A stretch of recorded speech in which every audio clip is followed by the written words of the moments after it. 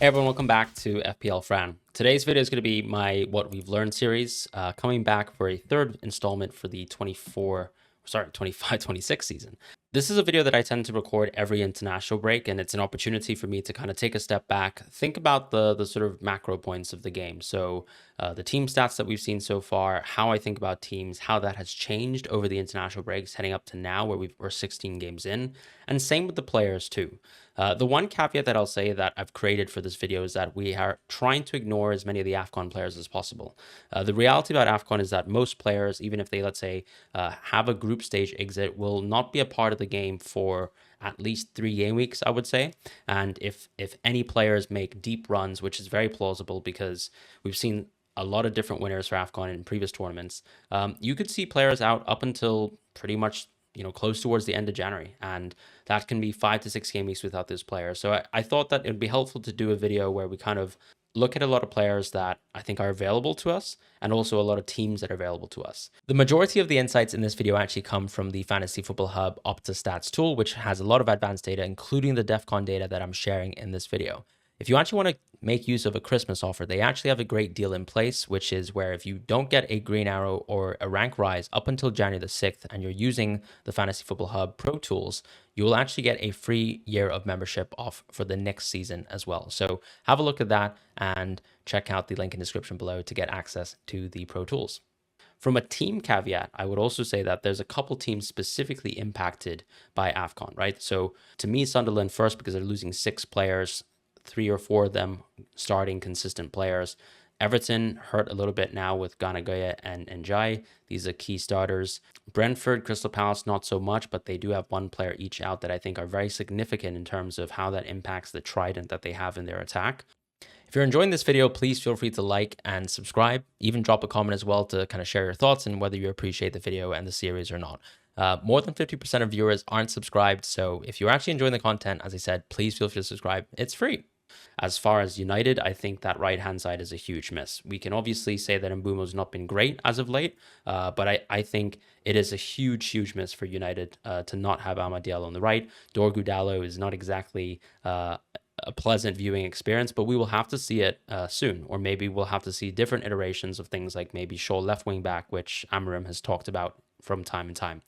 That's going to be the context, right? So we're gonna try remove AFCON from the radar. We'll look at some player level data, and then we'll jump into the team level data. And I'll talk about sort of my personal opinions, how we're reacting towards models and model data, and why that's important. I think that the key thing and sort of the point that I always try to iterate is you can always look at, let's say, a top 5 midfielders list, and on every game week that's going to change radically. Probably, let's say, when we're deeper into the season, the sort of list of players won't change so much, but that shows you the value of actually setting expectations for players and not getting too hooked up on who's done well with a small sample size. And 16 game weeks is, in a sense, still small sample size.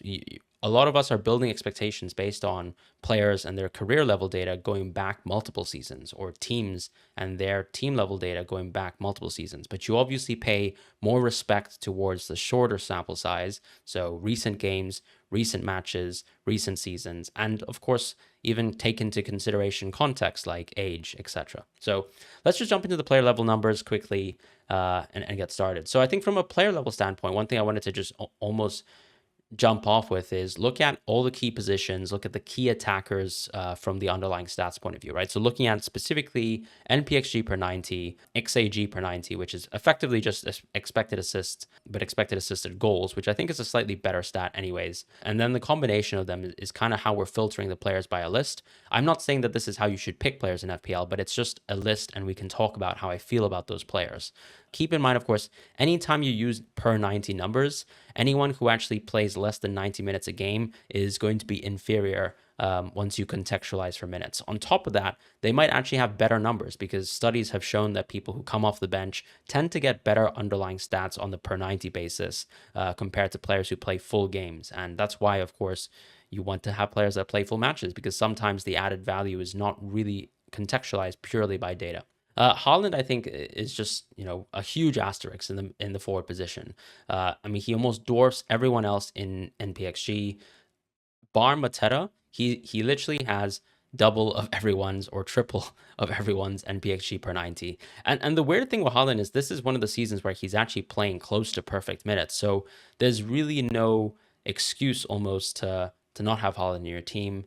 And from the captaincy debate, I can understand why people think it's so sensible to continue captaining Haaland, and I think it makes sense. But there will be instances where certain players have the right fixture context for me to so let's say punt against Haaland. But that's not really the point of the discussion. I think it's just about using Haaland as a benchmark. And even from a structural standpoint, it's hard to justify saying that Mateta makes a lot of sense now because he's playing close to 60 minutes per game. So once you almost like apply a ratio of 2 to 3 to someone like Mateta's numbers, he then suddenly becomes a lot more average looking as a player, considering that he's gotten so many price rises and probably doesn't have the best fixture run.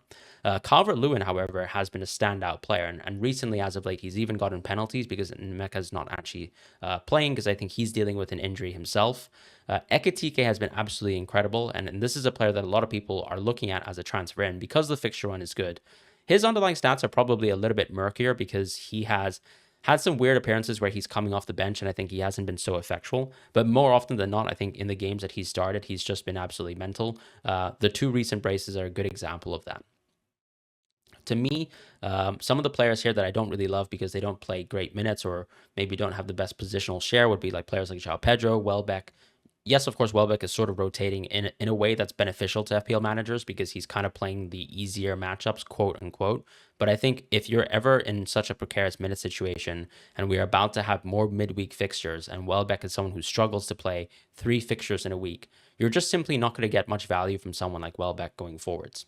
Then the other players coming after Welbeck, I think, are just not so interesting because their underlyings aren't that good and their price is actually relatively high. So this applies to Watkins, Evan Nilsson, who I think clearly was structured in a way where we thought that he could have pen share in the game, and I think FPL coded, set up prices in such a way. Waltemad, unfortunately, because Gordon has also sort of almost resumed his position within the team, and that gives less pension to Waltemad, it almost doesn't give him like the intangibles that other players have, right? So being on penalties, I think, is a huge plus. And being on the pitch for 95 minutes of the game as the penalty taker is a huge plus. And you can see that with someone like Thiago here, who ultimately has scored 11 goals whilst having much, much inferior numbers to other players in the game here. Barry and Raul still have limited minutes. Raul doesn't really have competition, but he's still not a 90-minute player. Barry recently has been subbed off a little bit earlier now for Beto. So I feel like even though he might be interesting because the Everton fixture run is coming good, there's not much to say that Barry actually makes a lot of sense as a pick, unless you're absolutely certain that he's on penalties and he's suddenly going to get the minutes back, which I think is actually unlikely. As far as Bowen, this is why I think both Thiago and Bowen are a little bit underrated when you look at underlying stats from this perspective. I'm not doing this to sort of, bolster some of the picks between Bowen, Thiago, and of course Haaland, who's just, in a world of his own. But the point here is to illustrate that actually you can still get so much value from players that just play 95 minutes because they actually will produce those underlying stats and play those 90 minutes. So many players here need context, need quantifying, need some sort of asterisks around their minutes, around their pen share. Bowen clearly doesn't have pen share, but it's a big difference to, I think, mention that his numbers under Nuno so far have been better than Potter's. And unfortunately, of course, as a accumulation of a season so far, these are the worst underlying numbers he's posted up. Him and João Pedro are very similar, though, in the sense that compared to all the other forwards in this list, because they tend to play different positions and even play stylistically quite differently, they have a little bit more assistive threat compared to some of the other picks within the field. Igor Jesus, I think, to an extent, kind of like that as a player. So to kind of summarize, I think Ekitike is interesting from a form perspective and a fixture perspective. Calvert-Lewin seems to have it all. So it's really a question of, do you trust this player? And we know, of course, you can probably apply a little bit of poor finishing tax towards Calvert-Lewin, but how much of that tax is really going to make him that much worse compared to the rest of the picks? Thiago right now, it just has a great run of fixtures and just plays a lot of minutes. Bowen is about to jump into a pretty good fixture run. So these are the forward options that I think are the most interesting, especially with the backdrop being, Mateta's minutes are not good enough. Welbeck's minutes are probably not good enough, despite lack of competition. In the midfield position, if we switch gears over to that, Cherki has clearly blown the field away in terms of underlyings. A lot of that is driven by XAG. I will say that in the midfield position, it's more important for the midfielder to have a little bit more of that kind of expected goal share if you want that sort of high priced midfielder to sort of pay off. Because what tends to happen is, in terms of FPL pricing, is a lot of the set piece takers are probably around 5 to 5.5 million. And these are players specifically who might not have that much open play goal threat, but have that set piece value added into it. And of course, their routes towards points are like those great outcomes where maybe they sneak in that banger of a goal, have one assist, and then their own triple bonus, and they have that one screaming haul like a Dewsbury Hall. Whereas there are some picks here who, like a more Rashford classical sense, would be just pure goal threats and are open play threats and are probably priced around that sort of 7 to 8 category. Like a Cody Gakpo, I think, is a good example of that, even though he's had some set pieces this year.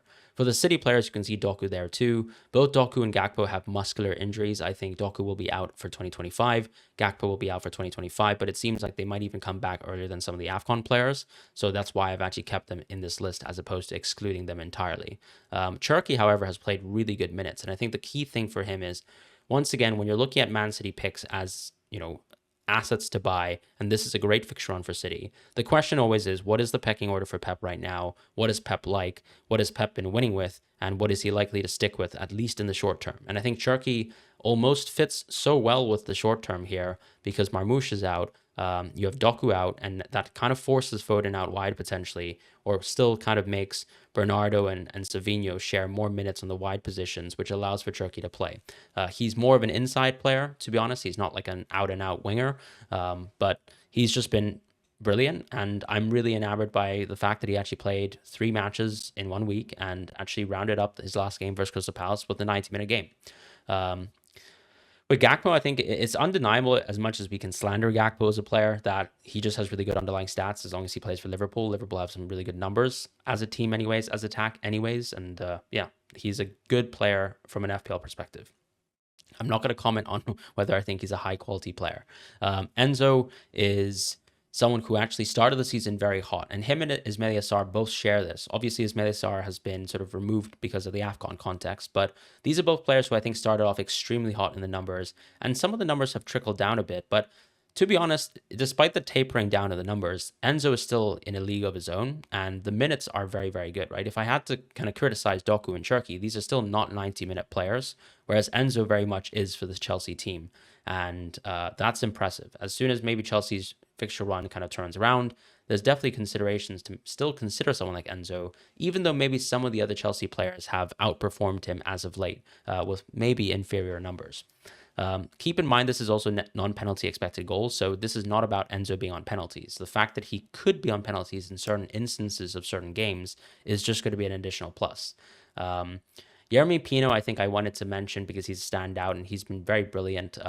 He's played more and more minutes, and I think the numbers have actually stayed very consistent. So the idea that you actually have a really great option at 5.8 and probably has the best open play numbers is a huge pro. As far as Bukayo Saka, I wanted to mention him because I think at the start of the season, especially after the injury versus Leeds at home, a lot of people were sort of saying on Saka's return that he's done nothing, that his underlying stats have been poor. But week in, week, as he continues to play more games and has more games under his belt, his numbers have gone up. And this is sort of in line with the expectation, right? When I bought him probably 8 game weeks ago, the reason why I did that is because I actually thought this is a player who I would be surprised if he wasn't able to return his underlying numbers close towards his career averages.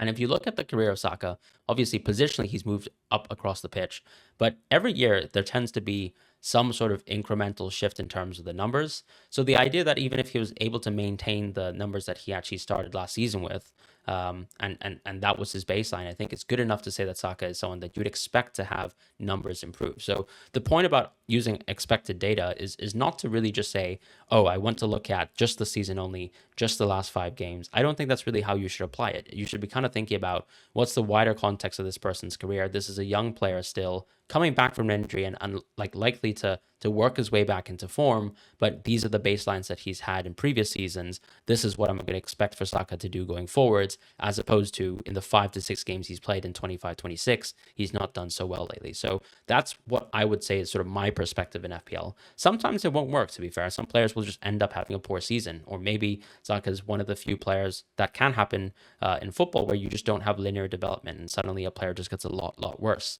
At a pretty young age, but I don't think he's one of them.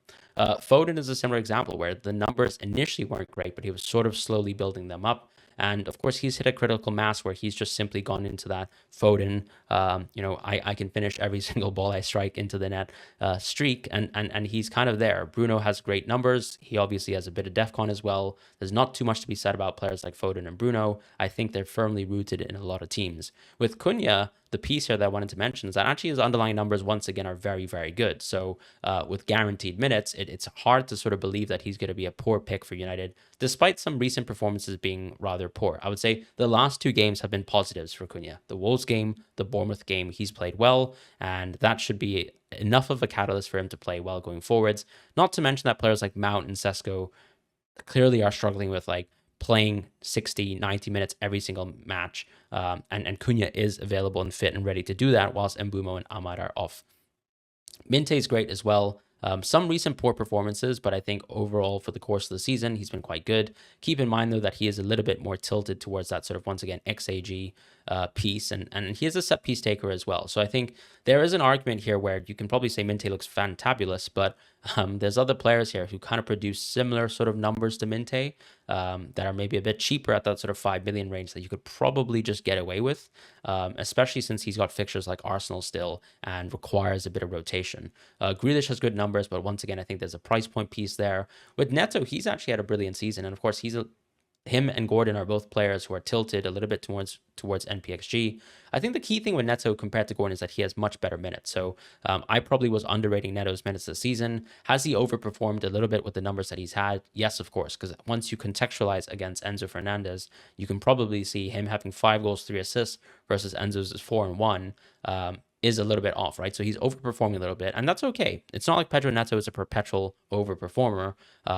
But there will be seasons where he's going to do good. And generally, I think he does look good on the eye test. So I think his minutes look good. And that's enough of a justification to say when Chelsea's fixture run gets good again in Gaming 22, that you should probably consider buying him as a pick. With Gordon, I still think there's a bit of a ceiling with the minutes, but penalty share is a big asterisk here that not many other players here in this midfield list have, right? Outside of a Bruno and a Saka. So that's a huge plus, even though he might not play the full 90 minutes compared to other players here.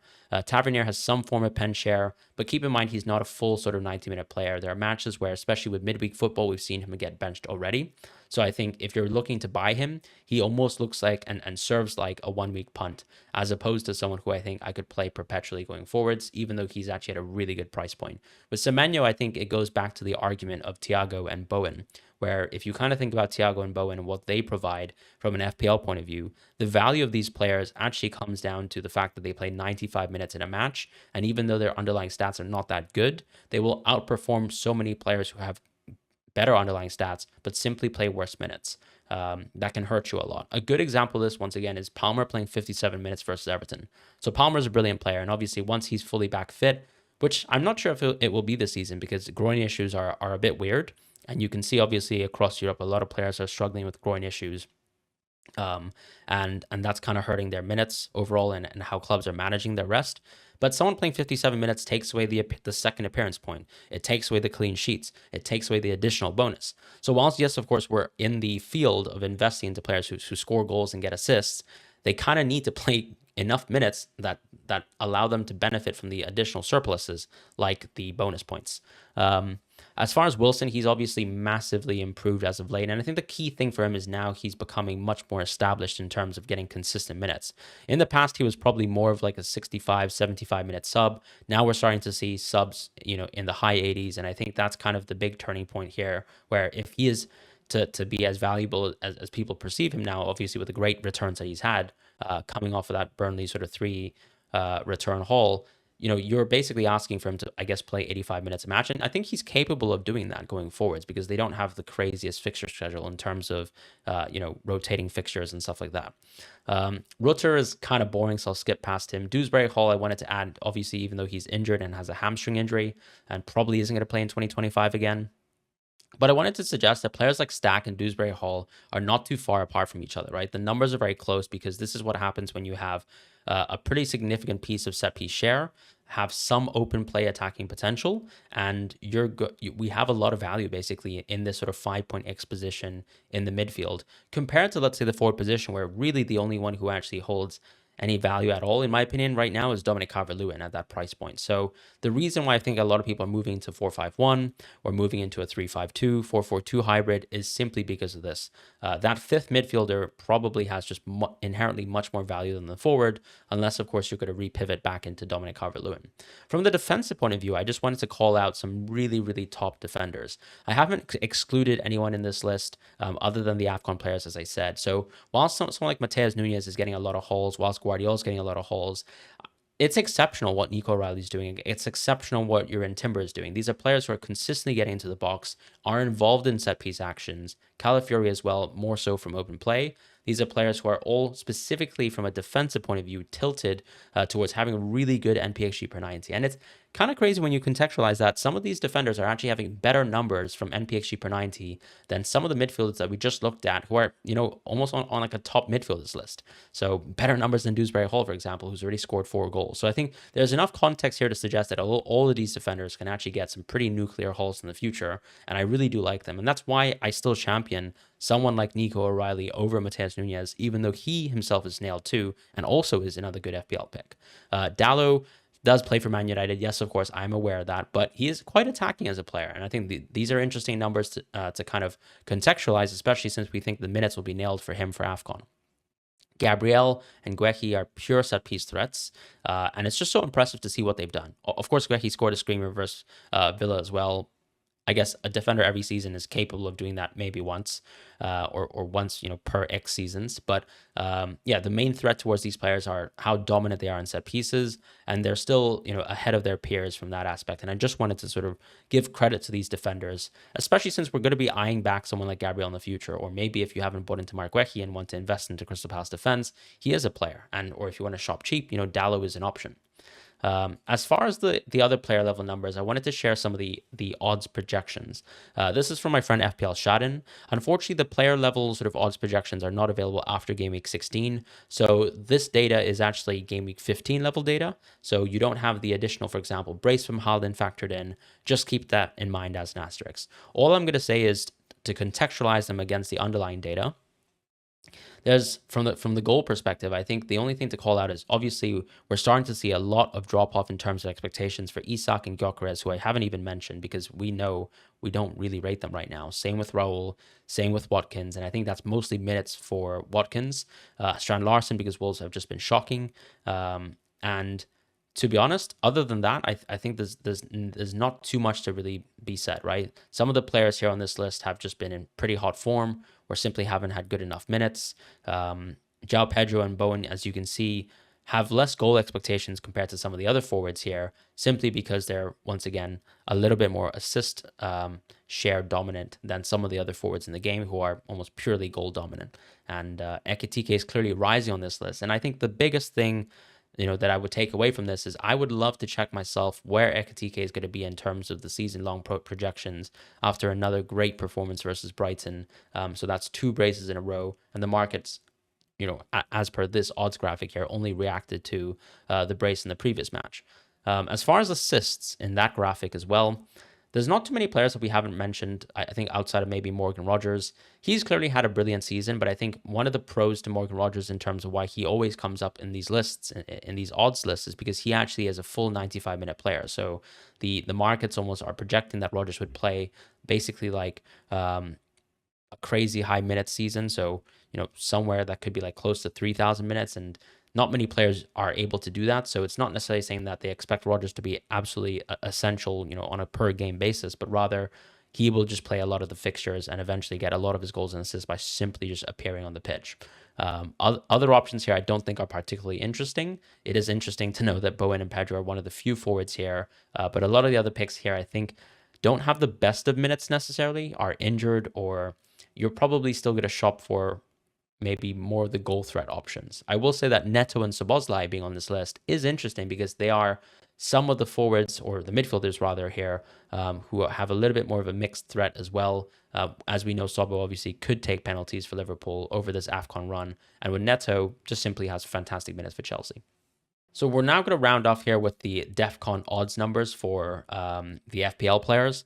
I think with DEFCON, the key piece here is that you're just shopping for defenders mostly, and then there's only a very, very small selection of midfielders who actually will consistently get you good DEFCON numbers where you'd think about it from the midfield position. If we start with the defenders, I think it's just worth mentioning that, who are the main outliers here compared to, let's say, some of the analyses that we've done previously. Mavropanos is on this list, and he is the second best DEFCONer in the game. My only concern is, once again, this is West Ham defense, right? So you're shopping 4.4 for a West Ham defender. There are Burnley defenders, for example, who have slightly worse DEFCON numbers, but obviously slightly worse defensive numbers as well. Not even slightly, just worse. But they cost 3.9. And I think the question to ask in this sort of position is, what would you actually rather have? Someone who's more at that 4 million price point that can give you value, like let's say an Alderete, or do you actually want to start shopping for a Ballard, for example, who's leading Sunderland in the DEFCON numbers, or Mavropanos, who's leading West Ham in the DEFCON numbers? I think I would never touch Kilman, but Mavropanos has good enough DEFCON numbers where you think, okay, there is some justification here. But the question is, how many games am I actually going to play him or rotate him in? Anderson's obviously slipping a little bit because I think from a clean sheets point of view, we're not so enamored with Fulham as a team, but his DEFCON numbers are clearly top. He's like top 3. Virgil's still very, very high up here, but Konate is not too far behind. Tarkowski and Keane are here. Lacroix and Richards are here. So you can clearly see that there are options where if you want to save 0.5, 0.4 million, or even 1 million in the case between Tarkowski and Keane, that there are options here that are available to you. I think the only issue with Keane is going to be about when Branthwaite is coming back. I would pencil him in for mid-January, which means that he might miss one of the good Everton games, which would be on Gameweek 23, which would be Everton versus Leeds at home. Otherwise, I think Keane is an exceptional pick. And kind of similar to Richards here, where I think in most cases I would take the cost saving. The 0.5 makes a huge difference for me in FPL, especially if random issues come up. I'm in a position where, let's say I own Semenyo, but I do want to go to Cunha in the future because I'm 0.0 sort of tied up with my team. I don't have that flexibility to suddenly move Semenyo to Cunha if things were to go brutally wrong and I suddenly have to transfer out of Semenyo. So that's just a general idea. Agbadu, I probably would ignore. Esteve and Ekdal. I mean, Esteve is reasonable because I think he's at a price point where at 3.9, this is you basically admitting that you're picking a fifth midfielder for the sole purpose of, or defender rather, for the sole purpose of actually saying, I hope he gets a 3-pointer when I play him. Alderete, I think, is slightly better for this purpose, though, because he's at a cheaper price point and actually is a really good pick because Sunderland are just a much more competent defense than a Burnley. Tete is actually, interestingly here, he's one of the few fullbacks on this list. Of course, Mukiele is on this list too, but Chalobah and Gabriel showing up for Chelsea and Arsenal just show you that as soon as Gabriel comes back into the game, as soon as Chelsea's fixture run looks clean again from Gameweek 22, these are some top options that we should definitely consider. Tuchel, of course, looks wonderful for Newcastle. I think he hit 20 DEFCON in his last match for Sunderland. So you can see the huge benefits to actually owning a defender who actually has DEFCON, because they will just add those additional 1 to 2 pointers for the rest of your season. And as we can see so far, I think a lot of people are choosing to pick the DEFCON defenders as an auto sub option, for example, over, let's say, a midfielder who has a slightly mediocre fixture. And I think it's starting to make sense because of how consistently people are getting these +2 points. Not to mention that, as we've mentioned from a sort of wider tactical analyses, that more teams, generally speaking, are getting more CBIT per game, which has sort of also raised the individual floor of the DEFCONs. People have always asked me questions in terms of, so we're looking at the individual numbers so far. Why don't we look at team DEFCON or opposing number DEFCON? Some studies have actually been made around DEFCON, and I think most of the studies actually suggest that at the end of the day, if you're actually shopping for DEFCON points, you should not really be looking at opponents. You should not really be looking at the teams players play for. More so from the perspective of if let's say Brentford are really high, should I just pick any Brentford defender? I think it always comes down to the individual defenders have huge differences between them, and the individual strength of the defender will most likely carry the DEFCON expectation. So Senesi is a great example of that. You don't see any other Bournemouth defender here, although I think Trufe is not too far behind compared to the other defenders in the game, but he's nowhere close to Senesi. Same thing with, let's say, Collins versus Van den Berg here. Huge gap between those players. Same goes for, let's say, Arsenal's defense too, where Gabriel actually somehow surprisingly shows up here, even though Arsenal aren't really a DEFCON team. In the midfield position, just switching gears, they rely on Seabrit, so they rely on recoveries and all the other actions that will sort of fall in line for defenders. Weaver is just fantastic. I have probably underrated him a little bit because he's also on 4 yellow cards, but I think his numbers from a DEFCON point of view have just been absolutely stellar. So I would definitely highly consider him as a pick in FPL. Elliot Anderson, I think his numbers are falling off a little bit. Same with Caicedo. So I'm not really sure if I'm totally in love with these two picks because I still think that they're lacking a lot in open play to sort of be desired. Bruno and Rice, I just wanted to put there just to contextualize that actually these are players who are generally hitting good enough sort of averages where you think, okay, there's a reasonable expectation, maybe 20 to 30% of the time where this player can hit DEFCON, and it actually is an additive thing in the midfield position because they also do a bunch of other stuff that gets you FPL points. But these are the types of players I wanted to call out. If we switch gears overall towards like the team level data, I think it's good to just take a step back and actually have a look at, let's say, 11FI's team ratings. I tend to look at them because I think it's very helpful to look at the team ratings first, because this is effectively our most up-to-date understanding using multiple seasons of context on Premier League teams. So this is not saying that this is the sum result of the season, but actually by adding the sum results of the season to our previous context, where do we have teams lined up? What I will say is that I think I've got my own subjective opinions, and they could be wrong, right? Because that's kind of the whole point of it. You could be overreacting to some performances. And what's a good example of that, I suppose? Aston Villa started the season extremely cold and then suddenly went nuclear hot. It's very hard for you to jump 5 game weeks in to actually even conceive that Aston Villa would somehow be second or third on the league table. At the same time, I think no one really expected how bad Liverpool could really be, even though they kind of got some pretty fluky wins at the start of the season. And that's kind of the beauty of getting more sample size. At the same time, you also think that teams can return to form regardless. So if, let's say, there were a couple of City games at the start of the season that were a bit patchy, the idea that they could actually do much better, I think, is underpinned by the historical numbers and why we still have faith in them. So the attack numbers really just stand for what you would actually expect Arsenal to rack up on an XG basis versus the average Premier League team.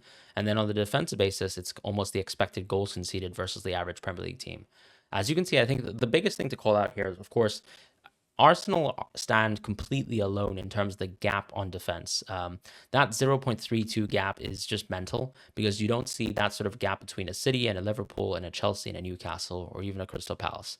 I think also from a defensive point of view, you're also starting to see that tightening in the midfield, where between, let's say, Newcastle and Nottingham Forest, I don't think there's a massive gap in defense whatsoever.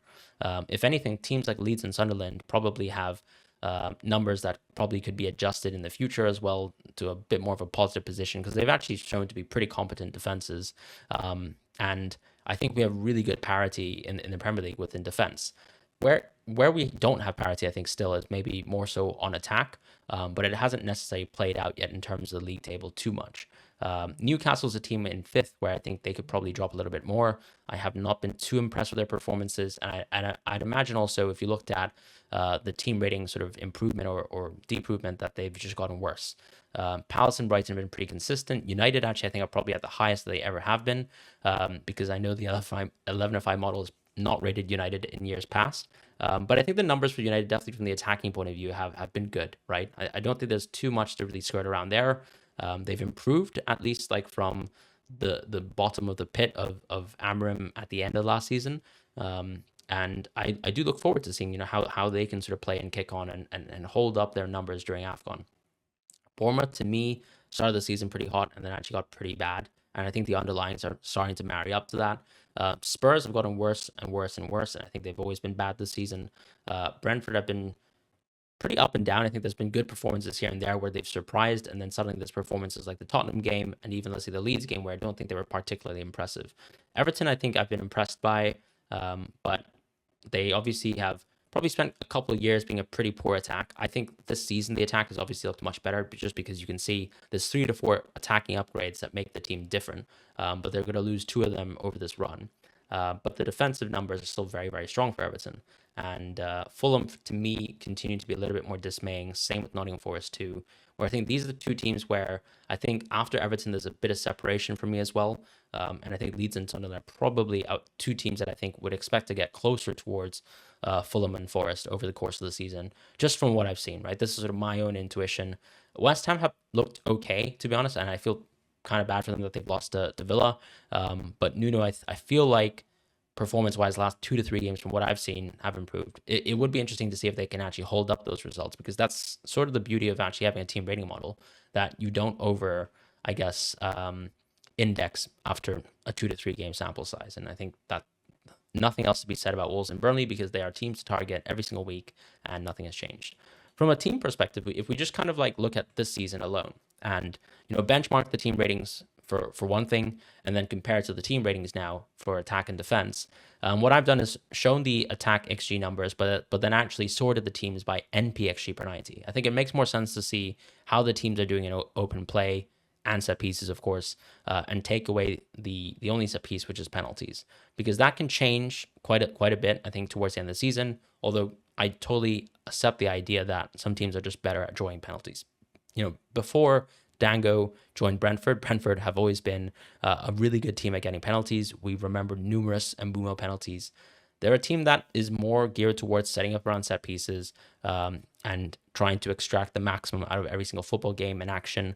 So I wouldn't be surprised if they continue to get penalties. But my point here is to just suggest that the NPXG numbers are probably good numbers just to kind of have a baseline check for if you took penalties out of the equation. How do we feel about these teams? So United being super high, I think, is that sort of positive improvement that I was talking about with Amarim. But the defense has clearly been poor. Tottenham far down the bottom just shows you how shocking they've been. Sunderland actually being the worst on attack is I think will also shock people, because clearly Wolves have struggled to actually score goals, but Sunderland I don't think have actually created that many chances.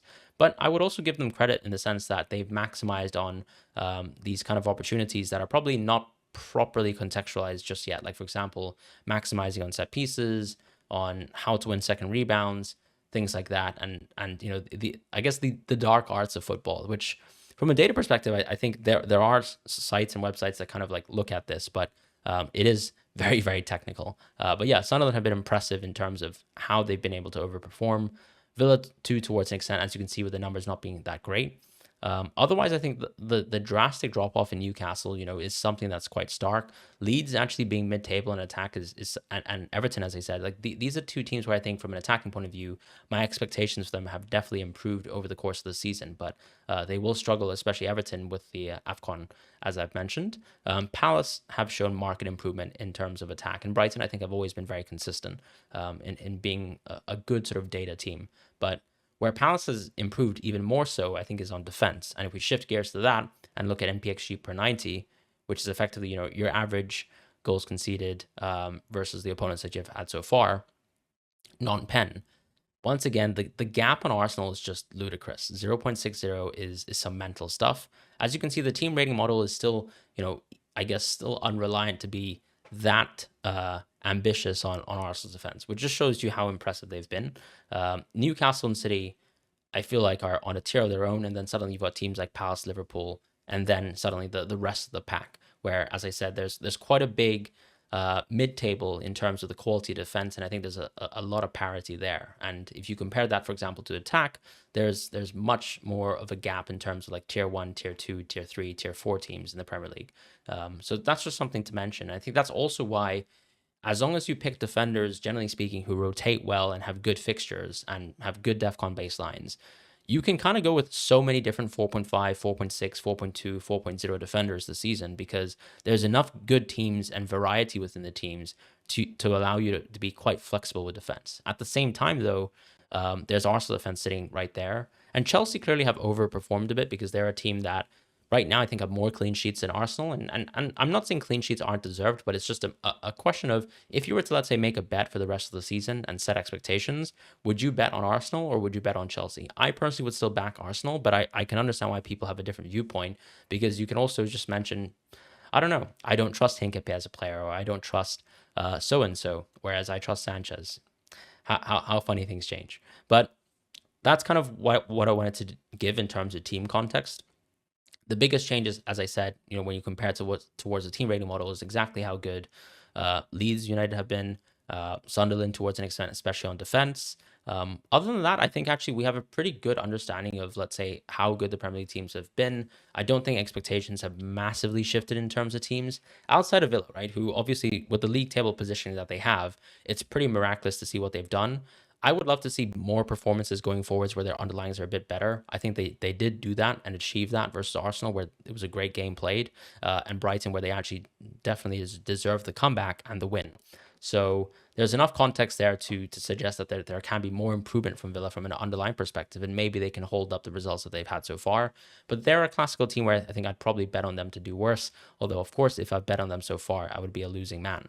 The point is to say, though, it's like if you trust in underlyings, the point with kind of expectations is that if you had a sample of 20 people, there's always going to be like one outlier or a couple outliers in both directions, right? Underperformance in some direction and overperformance in some direction. Like, to an extent, Wolves, with the amount of points that they've had so far this season, I think is still to an extent underperformance, because they're not that bad compared to, let's say, Burnley, who have much more points on the board. Just as a point to make. So that's kind of how I feel about the teams. In terms of how we're going to target the fixtures going forwards, I think, once again, L95.com's model and page will help us out with that. From a goals perspective, it's still very much, in the midst of a great Liverpool fixture run outside of Gameweek 21. From a City perspective, they're just a great attack, so that's why they're always going to be high up here. I think United are on a great fixture run, so that's why them being sixth is fantastic. Other than that, I think, Brighton have good games, but they require rotation. I think that's very obvious there. With Bournemouth, they have 2 good games on 17 and 21, but other than that, the fixtures are pretty awful. From a Brentford perspective, I think simply because they're a weaker attack, they're not too high on these standings, but they have very consistent games, which I think is the beauty of their fixture run. From a clean sheets perspective, Everton's the team that strikes out the most to me, where from a Gameweek 18 point of view, that's when I'm going to try and send as many free transfers as possible towards that team, because I probably would feel like if I went for an Everton defender, I wouldn't feel too hard done by owning them compared to, let's say, a Liverpool defender. Both, I think, Everton and Liverpool work quite well from that context. Arsenal are Arsenal. City are definitely the second best defense. And I think Newcastle, to me, as I said, don't have great fixtures until Game Week 19, and we can probably reassess how we feel about Newcastle, because some of the recent performances have not been fantastic. Some of it is outcome, like, for example, the goals that they conceded to Tottenham is a bit jammy. Even conceding the own goal to Sunderland is a bit much, and then obviously the penalty to Burnley. Those are like 3 of the best fixtures that you could possibly have, to be honest, based on the underlying stats we've seen from the opposing teams. But they just didn't keep the clean sheets in those games. Whereas obviously a team like Chelsea, who conceded quite a few chances versus a team like Bournemouth, actually still kept a clean sheet within that game. And that's just interesting. But that's pretty much it. I think, Brighton have, once again, from a clean sheet perspective, some pretty good games in there. And United as well. So there is some small context to maybe go for a Dallo pick if you want to sort of shop for it. With West Ham, I still think the baselines aren't good enough to kind of move into that defense. With Sunderland, it's probably the case where I would say, just because of the price point, they're pretty valuable. And that's how I feel about, let's say, the team level data right now, and how I feel about the What We've Learned series. So that's kind of the overall context that I have so far at the season. I think what I try to do every week with my cheat sheet videos is try to recontextualize my sort of, I guess, update and understanding of players and teams. And I try to put that within a video, but all the context in terms of how I feel about players, how I feel about teams, is not always shared within that video. So I do like to do the series to give you guys that update and to kind of help you build your understanding or narrative sort of take on the league. And you can completely disagree. I'd love to hear your differing opinions on certain things. But yeah, this is the update. I hope you guys enjoy it, and I'll see you guys soon for more content.